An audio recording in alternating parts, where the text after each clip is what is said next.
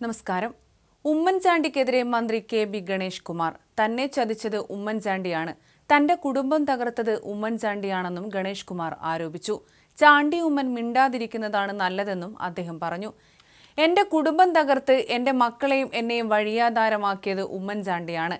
രണ്ട് വഴിക്കാക്കിയ ഈ ദുഷ്ടത്തരത്തിന് ഉമ്മൻചാണ്ടി മറുപടി പറയുമോ അതോ മകൻ മറുപടി പറയുമോ എന്ന് ഗണേഷ് കുമാർ ചോദിച്ചു.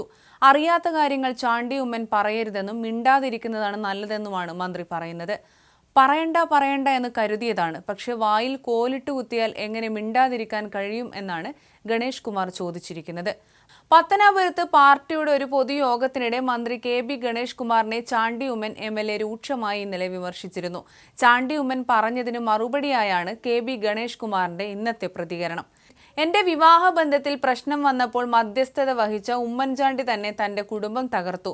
തിരികെ മന്ത്രിസഭയിൽ എത്തിക്കുമെന്ന് പറഞ്ഞ് ആ വാക്ക് പാലിച്ചില്ല എന്നൊക്കെയാണ് മന്ത്രി കെ.ബി. ഗണേഷ് കുമാർ പറയുന്നത്.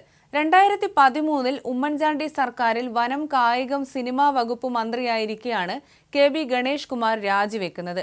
ആദ്യ ഭാര്യ ഗാർഹിക പീഡന പരാതി നൽകിയതിനെ തുടർന്നായിരുന്നു രാജി. തനിക്ക് ഭർത്താവിൽ നിന്ന് ക്രൂരമായ മർദ്ദനമേറ്റെന്ന് കാണിച്ച് പോലീസിലും മുഖ്യമന്ത്രിക്കും ഗണേഷ് കുമാറിന്റെ ആദ്യ ഭാര്യ പരാതി നൽകിയിരുന്നു. ഇതേ തുടർന്ന് പ്രതിപക്ഷം നിയമസഭയിലും പുറത്തും വലിയ പ്രതിഷേധമുയർത്തി. ആദ്യം രാജിവെക്കാൻ വിസമ്മതിച്ചുവെങ്കിലും ഭാര്യ രേഖാമൂലം പരാതി നൽകിയതോടെ ഗണേഷ് കുമാർ രാജിവെക്കാൻ നിർബന്ധിതനാവുകയായിരുന്നു.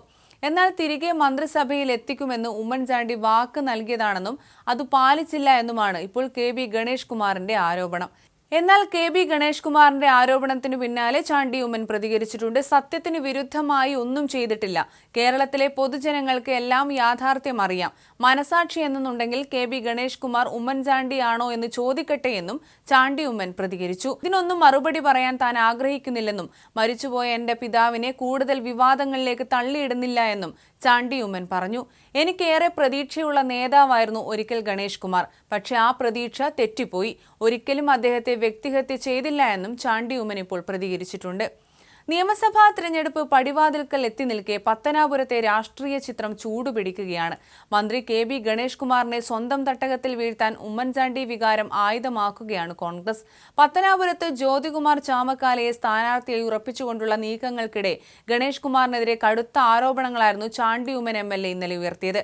അതും ഗണേഷ് കുമാറിന്റെ സ്വന്തം തട്ടകമായ പത്തനാപുരത്ത് വെച്ച്. ഇത് പത്തനാപുരത്ത് പുതിയ രാഷ്ട്രീയ പോർമുഖം തുറന്നിരിക്കുകയാണ്. എന്റെ കുടുംബത്തോട് ഗണേഷ് ഇങ്ങനെ ചെയ്യുമെന്ന് കരുതിയില്ല എന്ന് ചാണ്ടി ഉമ്മൻ ഇന്നലെ തുറന്നടിച്ചിരുന്നു. പത്തനാപുരം മാങ്കോട് ജംഗ്ഷനിൽ നടന്ന UDF പൊതുസമ്മേളനത്തിലായിരുന്നു ചാണ്ടി ഉമ്മൻ വികാരാധീനനായി ഇന്നലെ സംസാരിച്ചത്. സോളാർ കേസിന് പിന്നിൽ ഗണേഷ് കുമാറും CPM നടത്തിയ ഗൂഢാലോചനയാണെന്ന് ചാണ്ടി ഉമ്മൻ ആഞ്ഞടിച്ചിരുന്നു.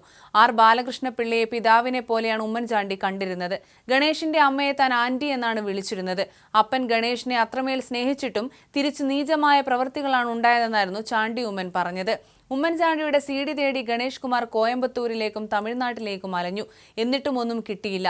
സോളാർ കേസിൽ 18 പേജുള്ള കത്തെങ്ങനെ 24 പേജായെന്നും ഉമ്മൻചാണ്ടിയുടെ പേര് എങ്ങനെ അതിൽ വന്നുവെന്നും കേരളം ചർച്ച ചെയ്യേണ്ടതാണെന്നും അദ്ദേഹം പറഞ്ഞിരുന്നു. ഇതിന് പിന്നാലെയാണ് മന്ത്രി കെ.ബി. ഗണേഷ് കുമാറിന്റെ മറുപടി.